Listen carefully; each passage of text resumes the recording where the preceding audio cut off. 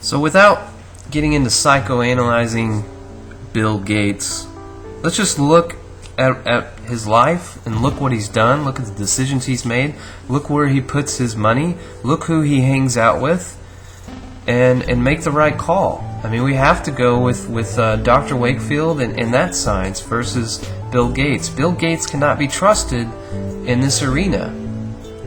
So is Bill, whether it's inspired by Satan or Illuminati secret meetings, that's beside the point. But, Bill Gates is a very well-known personality. People know who Bill Gates is. People don't know who the Rothschilds are and the J.P. Morgan and honestly even George Soros and some of these other guys. Rockefeller, they've heard of them, but they just associate them with Rockefeller Center. They know they're really rich. But Bill Gates, people know him.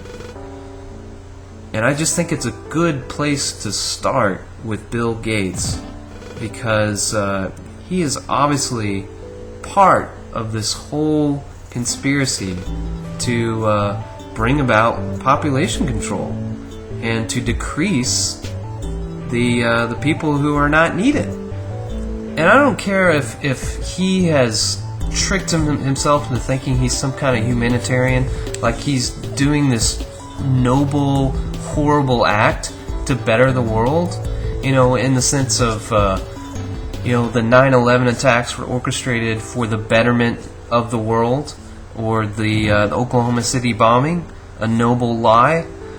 I don't care about that. I mean, you have to draw the line at life, and that's what this liberty movement is all about.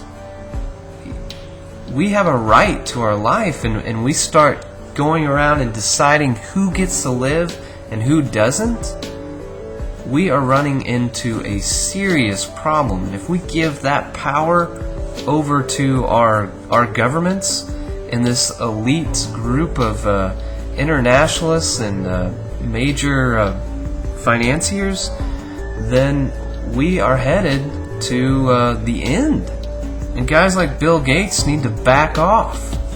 And we need to expose them with the truth. I mean, it's all here.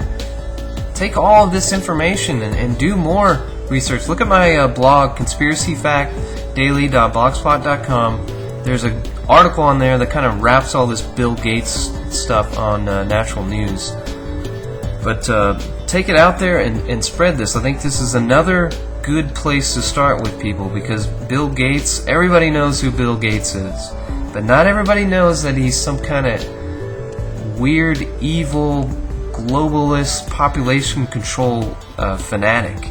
So, but speaking of deciding people's lives, let's talk a little bit about liberty and the Paul campaign. Some interesting news came out. If you haven't seen it, go to conspiracyfactdaily.blogspot.com. There is an article. The military, the Navy in particular, has put a call out to officers and to warn the soldiers to not go to the Ron Paul march on the White House on Monday. They claim, and I'm not sure, I haven't looked into this yet, but they claim a lot of legal, or at least laws within military, that you cannot march in your uniform, and you can't march if you're serving in civilian clothes. Essentially, you can't be there. You cannot make a political statement like that when you're in the military. And that may very well be true, but I think this is a great case of civil disobedience.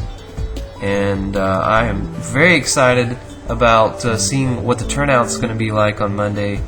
Obviously, they're going to ignore it, but it's not going to be completely ignored. It's going to get out there through the right channels, and hopefully this will have a great impact on the liberty movement, because we'll have a visual. Everybody's visual. They gotta have it in their face.